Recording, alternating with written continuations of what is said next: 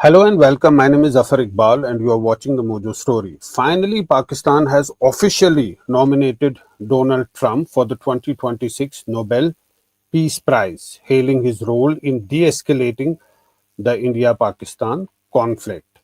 Now, Islamabad has credited Trump's mediation as decisive in averting a broader war with India. Now, Trump, who has long felt overlooked, as he's been saying, by the Nobel Committee, reiterated that he deserves the prize for mediating global crises from South Asia to Africa to Middle East. Uh, and he says that there is a bias that he's not getting the Nobel Peace Prize. To discuss this, we're joined by an eminent panel today. We're We joined joined by, by, by by Sushant Sushant Sareen. Sareen. Welcome to Mojo Welcome to Story, Mojo Story, Thanks for having Sushant. me, Zafar. Sushant. Thank you for Hi. having me. Hi. We will be also joined by General Raj Shukla in a short while from now. Uh, Sushant Sareen, every day we are getting a statement, a new statement from Trump. One has lost the count of the statements that he has made, reiterating the same thing, saying the same thing, but going a step ahead. This strange obsession with Nobel Peace Prize. He's reportedly positioning himself as a global mediator, especially, he says, the big role that he played in the India Pakistan conflict. I uh, I have never quite understood this obsession with the Nobel Peace Prize. I mean, what is the big deal? I can understand someone like you and me hankering for it, okay? Uh, but for somebody who has reached the epitome of political success, which is becoming the president of the United States, uh, arguably or even unarguably the most powerful man in the world, who's a billionaire many times over, for someone like him to be actually blowing his own trumpet all the time and saying that, why are you not giving me a Nobel Peace Prize? Look, for God's sake, Obama got it. Did Obama deserve it? Is Nobel Peace Prize actually being given to people who actually deserve it, who have actually brought about remarkable change in the world, or is it given for political purposes? Now, if a person is so shallow as Donald Trump is clearly, that he's hankering for a Nobel Peace Prize and he thinks that if he gets that, then that will solve all the world's problems, then you have to wonder what kind of politics, what kind of a country the United States has become. Now, there are many things in Donald Trump and what he says, what he professes, that one can rationalize. One can understand where he's coming from. There are huge problems in the United States. He's trying to fix some of those in his own way. Now, we may agree or disagree with that, but I that part I can take. Okay, he is rude, he's obnoxious, he's in your face. I can still ignore that. But for somebody who has reached that stage in life, to be hankering and actually constantly asking for it, I have never seen anybody actually saying that, listen, give me the Nobel Peace Prize, give me the Nobel Peace Prize. Now, the only reason I want it is because tons of money come with it. Okay, I don't give a damn about what it else it means. But if I'm going to get $1 million or $2 million, um, I would love it. But does he need that? He doesn't. Does he need? I'm willing to give him a medal, yeah, if he just shuts up. But the man, he has taken Goebbelsian's, propaganda to the next level on this whole Indo-Pak thing. And he's pretending that he is some kind of a great peacemaker. Where has he brought peace? Okay, the one thing where he did make some significant breakthroughs was through the Abraham Accords. But other than that, what is his great achievement in bringing about peace in the world? And even when you bring about a rapprochement between people, for example, when Israel and Egypt made peace, and both of them, Anwar Sadat and Begin, got the Nobel Peace Prize. It was they who got the Nobel Peace Prize. It wasn't the US president of the time who mediated between them who got the Nobel Peace Prize. people who actually make the peace get the prize, not people who are bringing together people. As Trump says that I use trade as a leverage, I use threats as a leverage, I use various other things as a leverage to force people into a marriage. What Egypt and Israel did was not being forced into a marriage. They got into it. Somebody used his good offices, and that is why the Israeli and the Egyptian leaders got the Nobel Peace Prize. So, frankly, I find this rather unseemly. And Zafar, I've said this today itself. For anybody in the world, I think the greatest honor for anybody in any country is to be elected. Uh, a lot of people can grab power, do a coup, do many things. But for a politician in a province or a state, or a politician in a country, to be elected by his own people and to be put in that position as the leader of the country, I can't think of a greater honor that the people of a country can bestow upon that person. If after that, that person hankers for something as petty and stupid as a Nobel Peace Prize, which is worth nothing to nobody, I think it just shows an unseemliness, a shallowness, a pettiness in a man, Sushant, nothing more than that. we may just ignore him, but we can't ignore him because he's the president of America. We have to take it seriously because he just goes about makes statements. I don't know whether people take it seriously or not, but he's the president of America, the most powerful country, and we have to take them seriously. Let's hear today's statement, what he had to say. It's very interesting what he said. He talked about different conflicts, then he said the big one, that is India and Pakistan. But nobody gives him any credit because he's not a liberal. That's why they don't give him a Nobel Prize. Let's hear that statement. Well, they should give me the Nobel Prize for Rwanda, and if you look the Congo, or you could say Serbia, Kosovo, you could say a lot of them. You could say, the big one is India and Pakistan. I should have gotten it 4 or 5 times. I should get it for I would think the Abraham Accords would be a good one too. But they won't give me a Nobel Peace Prize because they only give it to liberals. I think Pakistan has quite understood this person, and they have, in fact, recommended a Nobel Prize for him. General Shukla, you also joined us on the show. Welcome to Mojo Story. What does Pakistan gain by nominating Trump for? Of course, it can't be genuine praise, but there is some messaging here. They have probably understood that he is really wants a Nobel Prize, and what is the problem? They just recommend him for a Nobel Prize that will make him happy. So, it is the theater of the absurd playing out between Trump and Sushant described him well. And Asim Munir. See, let me take Asim Munir first.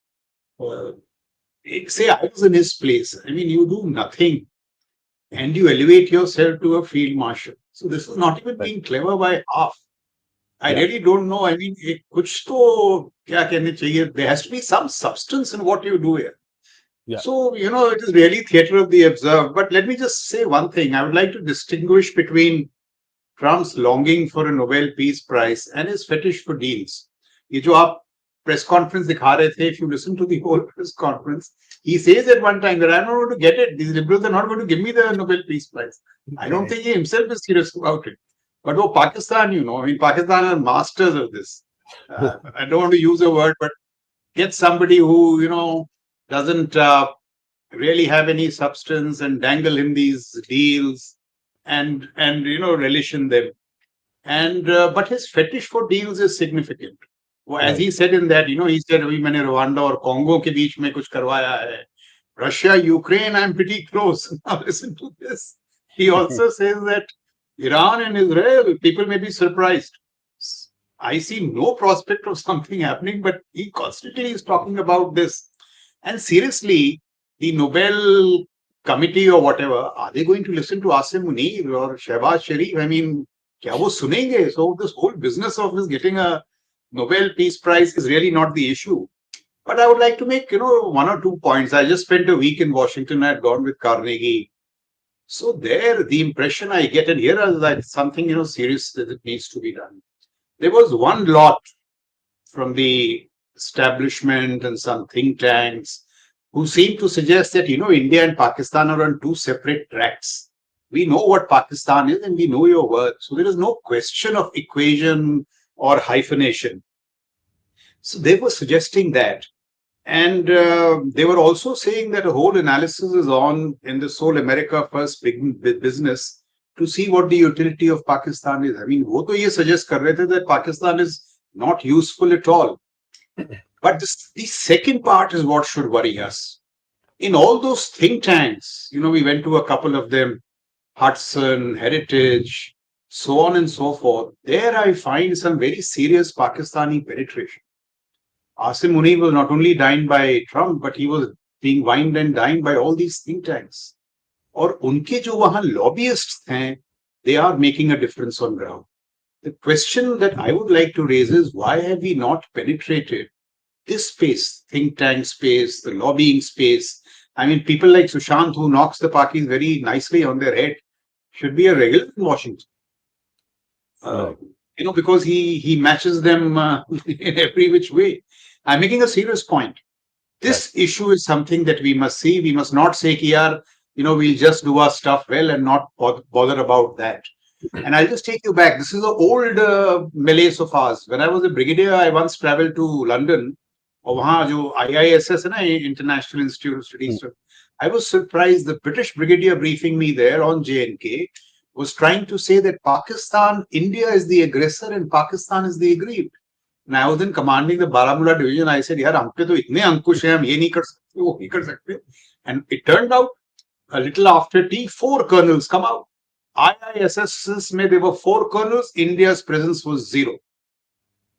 Not one. So we must General Shukla, you got a sense of that also during that conflict with India and Pakistan recently. The way that Pakistanis were projecting it right from the outset. That's my next point. Yes. Strategic communications is a serious failing. I think what I wish to say is that just having the facts right is inconsequential unless you convince the other parties. Right. Just by being right in strategic communications doesn't matter. You have to win. So strategic communications is about the Sam, Dam, Dand, Bhed element. And there you have to play up to the Pakistani nonsense, even if it is of a lower kind. जो हमारा ये है ना कि हम अच्छा काम करेंगे and we will not bother about the narrative. That is really the point. And one last point that I make, Sushant, is good to answer this. The sense that I got is that Trump is not listening to the professional diplomatic service there. Right. ऐसा भी लगा मेरे को कि he has actually banned their entry into the State Department. He's put some examinations on hold and all because of his experience with Trump 1.0. So who is whispering into his ears? People like Witkoff, Steve Bannon. They are not the regulars of the diplomatic service. Witkoff ko Pakistan ne, Witkoff is on his side, on their side, either because of those crypto deals and all that. Yeah. And the balance, NSC ko to usne ekdam, he has crippled the NSCS. It's not, he doesn't listen to them. So the people who are listening, I'm sure our diplomats are aware of it, but I think those people need to be quoted. So quoting, lobbying, investing in these areas of, even see, I'm from the army, we greatly underplay our military diplomacy. Military diplomacy is a very strong element, especially when you come to deal with countries like Pakistan. So in cheezon pe, I think we need to pay far more attention because it is making a difference. We should not be hypocritical to say ki bhai farak nahi pad raha. I think Pakistan is, getting the better of us here. Is pe thodi nazar. We must focus. But Sushant Sareen, maybe he's not listening to his own people, but Prime Minister Modi spoke to him. The phone call lasted for more than half an hour. Prime Minister told him that there was no trade, conversation involved in those talks, and this ceasefire happened because Pakistanis approached, and this ceasefire took place. There was no US mediation. On the same day, a couple of hours later, Trump again makes the same statement. He says that this happened because of me. Nobody gives me credit. The earlier statements happened before he spoke to Prime Minister Modi. But that has not changed anything. He keeps on repeating the same thing. And I'm not very sure how seriously one should even take Trump, because look, what does he say? I spoke to people. Whom did he speak to? Did he speak to the Pakistanis? Did he speak to anybody in India? I think the last conversation he had before this latest one with Mr. Modi was at the time of the Pahalgam attack. Yeah. After that, he's not had a conversation. The Right. people from the American side who were talking to people in India or in Pakistan were Marco Rubio and JD Vance. Now they could very well say, okay, we had the brief from the president, but it wasn't Trump talking. It wasn't Trump mediating. He was nowhere on the scene, right? And till one day before the ceasefire was announced, there's that famous press interview of JD Vance who says we don't have anything to Yeah. do with what is happening Yeah. between India and Yes. Pakistan. Then suddenly these guys suddenly wake up and they come and they start asking us, "Okay, look, the Pakistanis want a ceasefire. Why don't you agree to one?" And we said we had been offering it to them right from day one.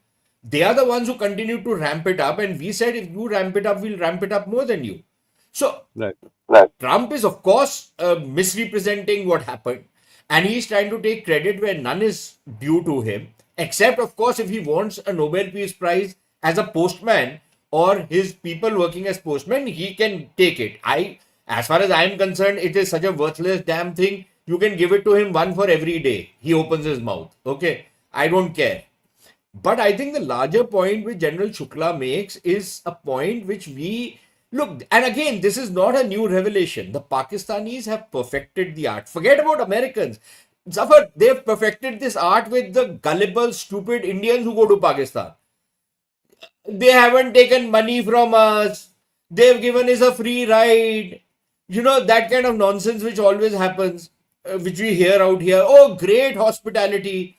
So they have perfected that art, okay, which is how their culture and their system works. Out here, nobody has the time of the day. So we need to understand that when we are, for example, countering the Pakistanis, then what do we have to do? Secondly, and I think this is quite correct, that Trump does not go through the normal channels which previous American presidents used to do. He has his own MAGA cult, which is advising him, whose feedback he is taking. He is not going through the professionals. So even those think tanks which General Shukla is talking about, many of those think tanks are staffed with people who are serious scholars, and Trump has no use for them, right? Because he thinks they are the typical establishment figures, they are the typical deep state figures, etc., etc. So he has no use for them. So he thinks that he will talk to somebody like a Bannon who, has his own uses, has his own worldview, a number of other characters like that, which our diplomat should have been entertaining. See, the idea of diplomacy is not just to talk to senators and to congressmen or to think tanks. In fact, there are some very not very complimentary things which we are hearing about our mission in Washington. That there is a certain amount of laziness out there. There is a certain amount of unnecessary arrogance that we will not go somewhere. If you want to come, you come and talk to us in our mission. That is not how diplomats are supposed to be. You send retired people as ambassadors for what? You don't take into account that you need more energetic people who can speak in that idiom, people who can joke with them, people who can talk in a language which connects with these people. You can't send a typical bureaucrat. It doesn't work. That is part of strategic communications. What is the language you are using? What is the idiom which you are going to be using? How are you connecting with the people? How are you saying stuff which will connect with your audience, or are you talking to people back home in India? You go to Washington to talk back to people in India, or are you talking to people in Washington? Right? So I think we need to understand this, that there is different audiences which you need to address, which you need to convince. You need to completely redo your channels of communication. And we are not doing it. And I think we are really faltering back on that, because everything is about domestic politics. It is not. There is an element of domestic politics, separate it from the larger strategic communications with the rest of the world. And we just don't seem to be getting that.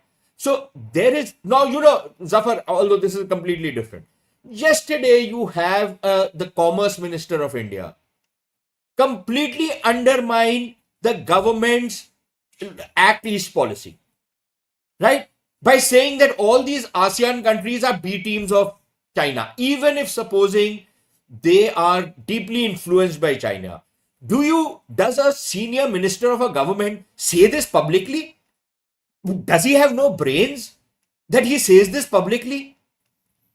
Look, you can say the same thing, that we understand that there is a lot of Chinese influence and we need to do a lot of work. There are serious concerns that China could come into India's market on many things using these routes, and we have to cover that up. You don't call those countries B teams of China. So you have people who have a foot in mouth disease, and then General Shukla wants that there should be strategic communications. Good luck to him. In fact, Sushant, he said that about ASEAN agreement, and he named those countries also. He said this is country. He named all of those countries, but that's beside the point. I'm just asking General Shukla. Prime Minister Modi declined his invitation.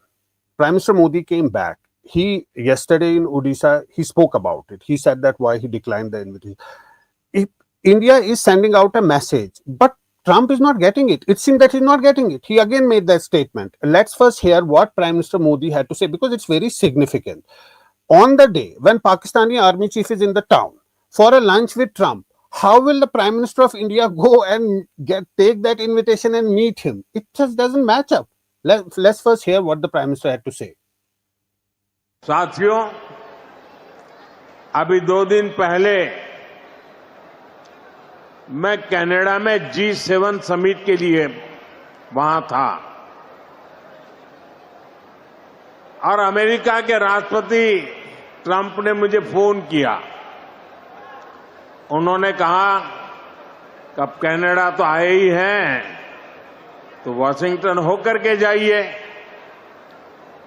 साथ में खाना खाएंगे, बातें करेंगे। उन्होंने बड़े आग्रह से निमंत्रण दिया।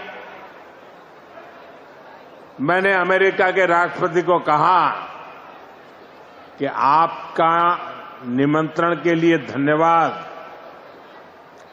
मुझे तो महाप्रभु की धरती पर जाना बहुत जरूरी है।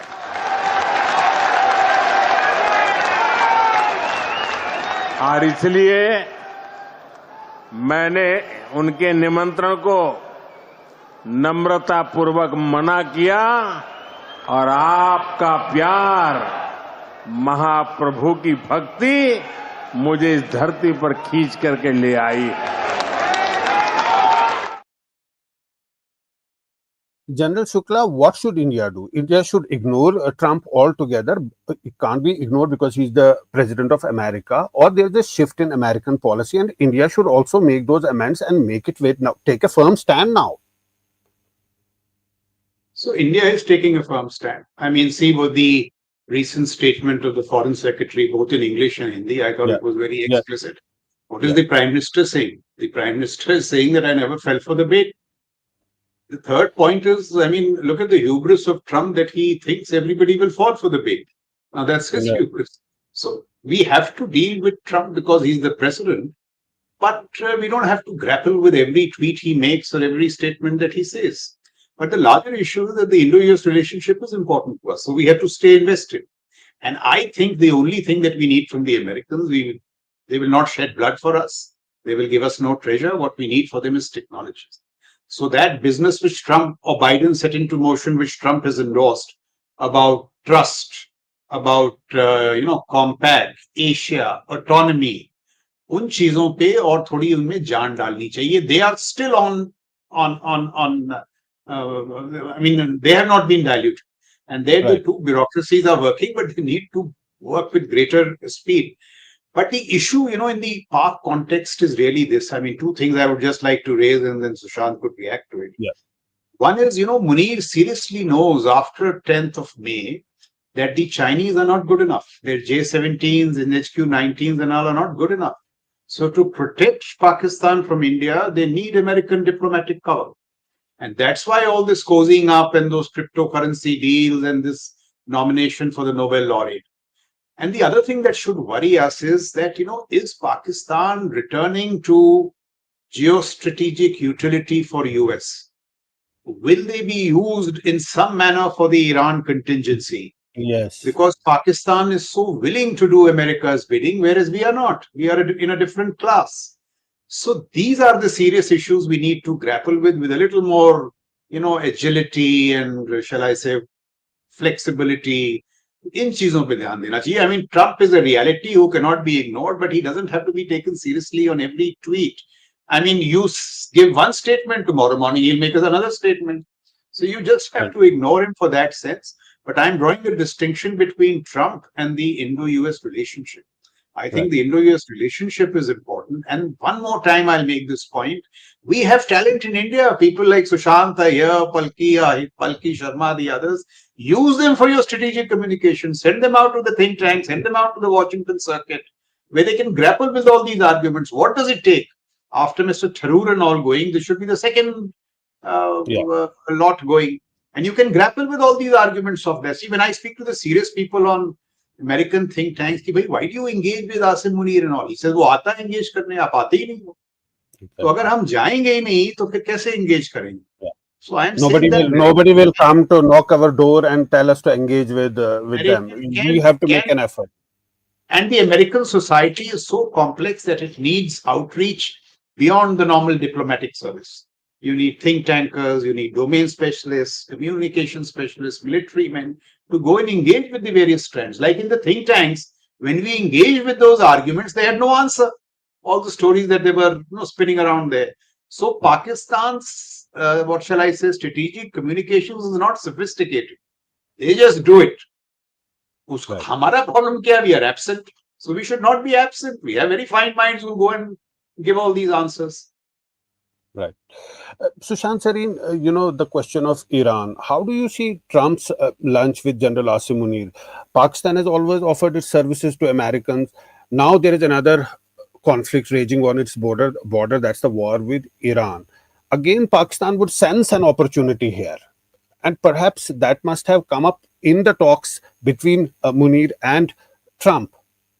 Because Pakistan gets again relevance, because Pakistan has lost the relevance and they might sense an opportunity to be relevant again.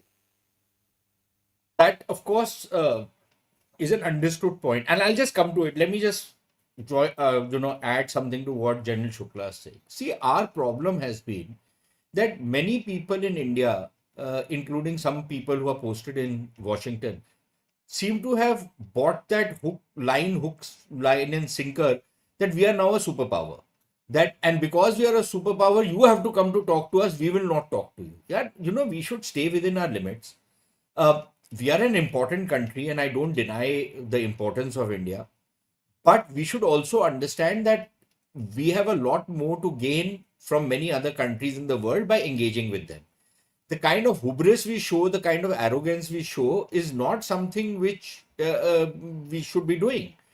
So we should understand, and this is not just people posted abroad. This is a whole lot of people out here, a whole lot of people, within the political establishment who will keep blowing the trumpet. Chup raho yaar, just bide your time, build up your power, build up your strength, right? And in any case, we have no real conflict with the United States of America. And I don't even think we will ever have one, unless, of course, they want one. So we have no problem with them also, or with many of the other countries that we deal with. But this arrogance we need to pipe down. Secondly, we have to understand that we are not Pakistan. So we will never give a mid-ranking American officer like Richard Armitage the highest award of Pakistan, despite the fact that he had threatened to bomb Pakistan into a Stone Age, right? We will never give an Assistant Secretary of State one of the highest awards of Pakistan for rendering great service to US-Pakistan relations. We don't do that kind of thing, okay? And we don't need to be apologetic about that we don't do it. But we also need to understand how the American or European systems work. Who are the people who are calling the shots? Who are the people who are influencers? Whether in the media space, whether in the think tank space, in various spaces, there are various people who are influencers. So, for example, we saw in this particular election, the Joe Rogan podcast actually changed a lot of things, right? How many people in India have engaged with somebody like a Joe Rogan? Why can't we engage with these people? Maybe call them over here. You had one particular podcast of Mr. Modi with somebody, but why not with, say, a Joe Rogan? I'm just throwing the name of Joe Rogan. You can talk about many other people out there. But to come back to the Iran question, and Zafar, after that, I'll have to leave because I have another commitment. On the Iran thing, look, I think the Pakistanis will have to walk the tightrope if they have to deliver something to the Americans. It is possible that the Pakistanis have tried to convince the Americans that we will try and,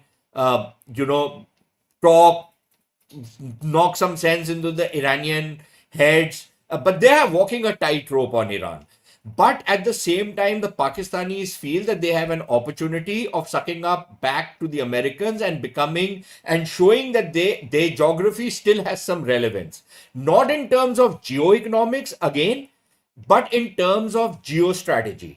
That they are, unlike India, which will not get into needless war simply because America wants us to, the Pakistanis are ever ready because it's basically a mercenary state.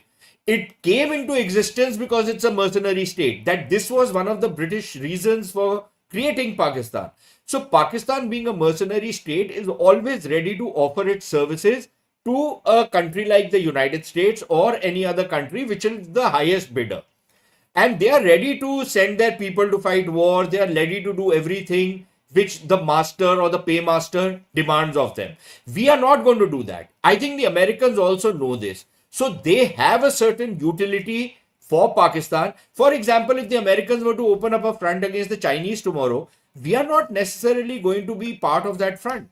Uh, we might hold one side of that entire flank, but we are not going to get into a fight with the Chinese simply because the Americans want us to. We will get into fight with the Chinese because we need to protect our own self.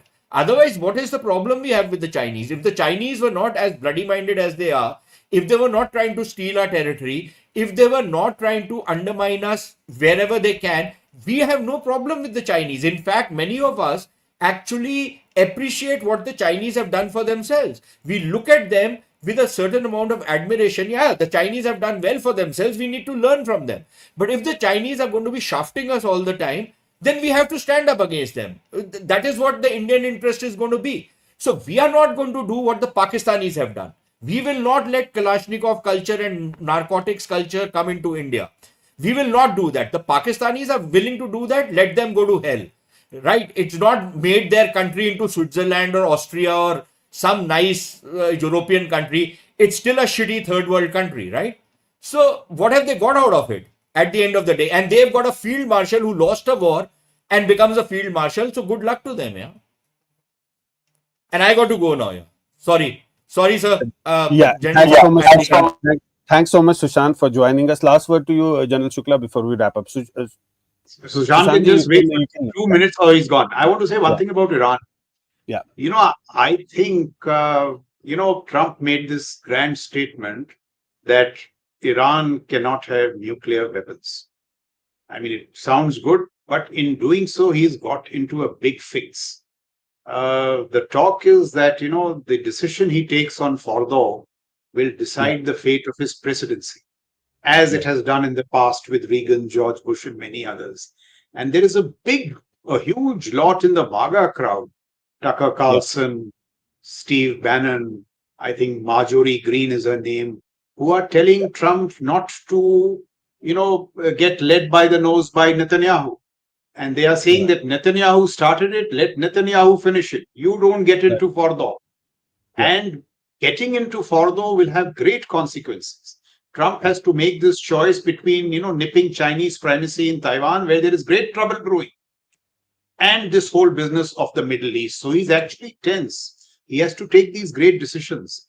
And therefore, this is just a hunch with me that he wants to expand options beyond Netanyahu. And Pakistan may be one of those options. Right. Therefore, lunch for Asim Munir and all Absolutely. this stuff of Nobel laureate. And then he said that he is very honored to meet Asim So Munir. actually, that lunch and all is a sign of nervousness because he has to take a very fateful decision. And he Right. knows his presidency may get hijacked. Yes, and he has delayed it for 2 weeks. God knows what's going to happen, but clearly not easy times for Trump. Trump also. But thanks so much, General Shukla, for joining us today and for sharing your thoughts, and for Sushant Serene, who left a short while ago. Thanks to our viewers for watching the Mojo Story. It's great to see you here. Thank you for watching our work. If you haven't subscribed yet, don't forget to click the bell icon and subscribe to Mojo Story and support independent, robust journalism.